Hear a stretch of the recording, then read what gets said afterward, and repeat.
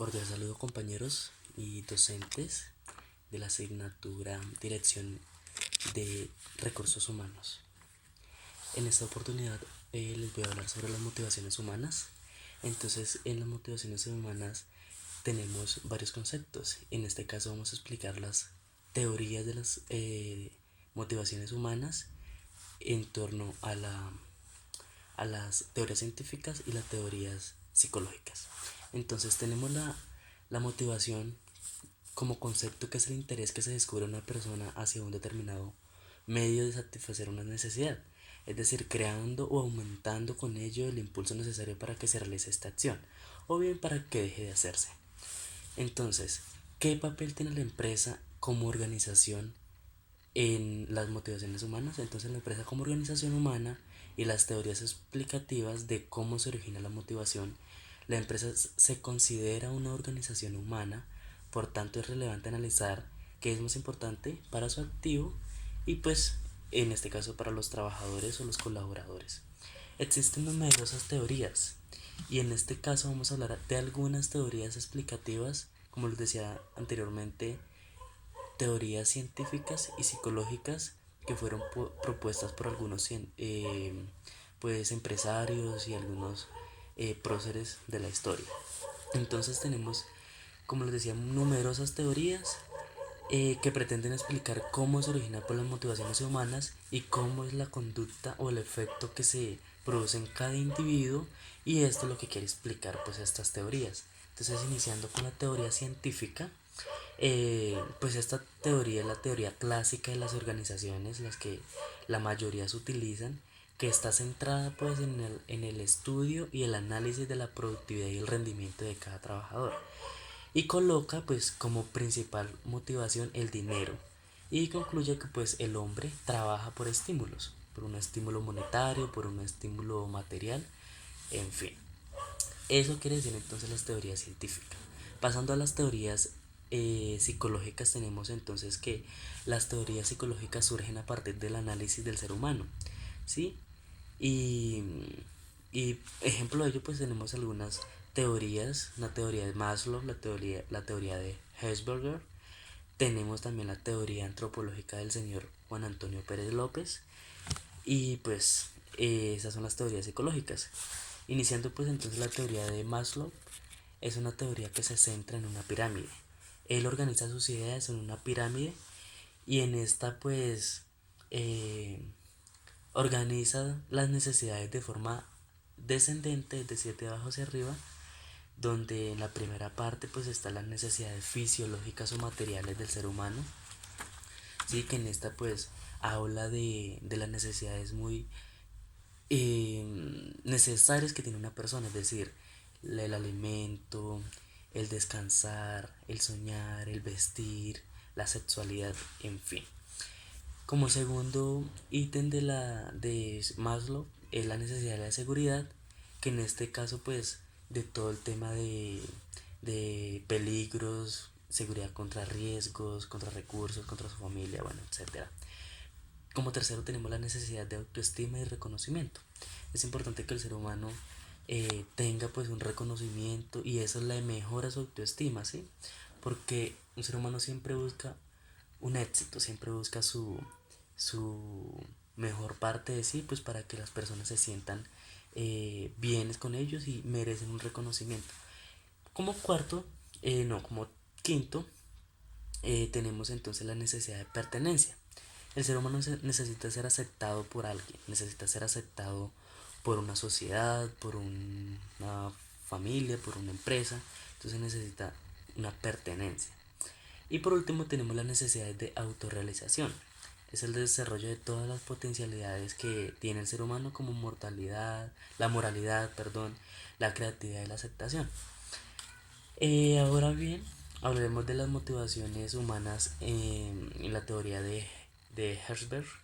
En esta teoría, lo que hizo Herzberg fue modificar la teoría de Maslow y digamos que acomodar algunas cosas, y quedó entonces de esa manera, de la misma forma, la misma pirámide, pero entonces acomodó algunas cosas.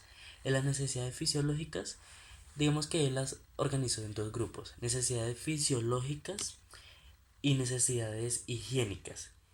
Dentro de las higiénicas entonces dijo que eran motivaciones o factores extrínsecos, y entonces con las motivaciones eh, las motivacionales pues dijo que eran entonces unos factores intrínsecos. Entonces dentro de los factores necesidades fisiológicas o entonces bueno, él habló de las necesidades de las condiciones de trabajo, y encerró pues la parte salarial y la vida personal de cada ser humano. Entonces Maslow hablaba de solo las necesidades fisiológicas que tenía cada ser humano. Aquí Hesberg planteó y agregó pues que el ser humano necesitaba también o trabajaba por un estímulo y por un salario, por un sueldo.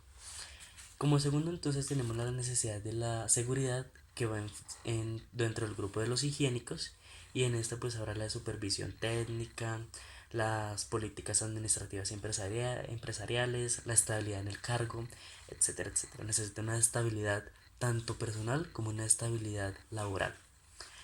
En las necesidades sociales también entra entre las necesidades higiénicas, que es las relaciones interpersonales, la supervisión, colegas, subordinados, etcétera, etcétera. Tenemos como cuarto entonces las necesidades de ego, autoestima, y también entonces entra dentro de las motivacionales, que es la realización, el reconocimiento, el estatus que necesita cada ser humano, ya sea dentro de su familia, dentro de la empresa, en todo su entorno. Tenemos como último de la teoría de Hesberg las necesidades de autorrealización, que también son las motivacionales, el trabajo en sí, la responsabilidad, el progreso, el crecimiento laboral, profesional, en fin. Bueno, también dentro de las teorías humanas y de las teorías psicológicas tenemos entonces la teoría antropológica de Juan Antonio Pérez López, que pues, este señor fue un profesor eh, y planteó esa teoría pues en el año 1985, y permite de manera clara y sencilla pues entender cuáles son las motivaciones personales y pues de cada persona que en una organización se deben tener en cuenta. Para él, la acción responde a la motivación y es la fuerza interior que impulsa a que la persona actúe. Es decir, él dice que una persona trabaja porque necesita dinero y porque necesita eh, aportar para su familia. ¿Sí? Él dice que una persona no trabaja porque sí, porque no tiene nada que hacer, entonces va y trabaja. O sea, aquí nos dice que una persona trabaja por una motivación y por una fuerza interior que lo obliga, digamos que inconscientemente, a hacerlo. Entonces, él hablaba de tres motivaciones: de una motivación intrínseca, de una motivación extrínseca y de una motivación trascendente. Dentro de la intrínseca, entonces, que los resultados que esperamos experimentar internamente al actuar, que es decir, son cosas que uno espera inconscientemente cuando actúa, cuando hace algo, pues sin querer, que es el aprendizaje, la responsabilidad, el reconocimiento, cosas que uno hace sin esperar a nada. Las motivaciones extrínsecas pues ya es lo diferente, es lo que uno espera al actuar. Entonces ya es cosas como materiales, como físicas, en este caso el dinero, tener una familia, tener cosas materiales, ya sea una casa, ya sea un medio de transporte, en fin. O como lo decíamos, un sueldo. Y por último entonces las motivaciones trascendentes, que entonces son aquellos resultados o acciones que uno realiza y que provocan los demás.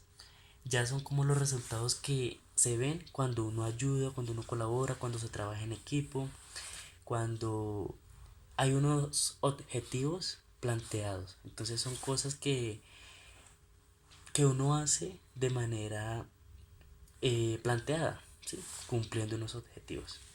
Entonces estas eran las motivaciones humanas planteadas aquí en la unidad 1 de la materia Dirección de Recursos Humanos.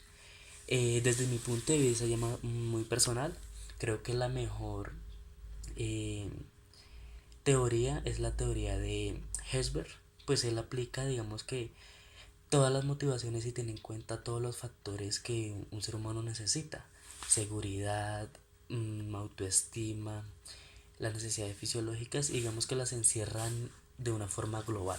Entonces para mí esa es la más importante, aunque todas, digamos que todas son muy importantes y cada una alimenta a la otra, y para mí y desde mi punto de vista es mejor la de Heidelberg, aunque la del profesor eh, López también es una teoría muy acertada. Muchas gracias.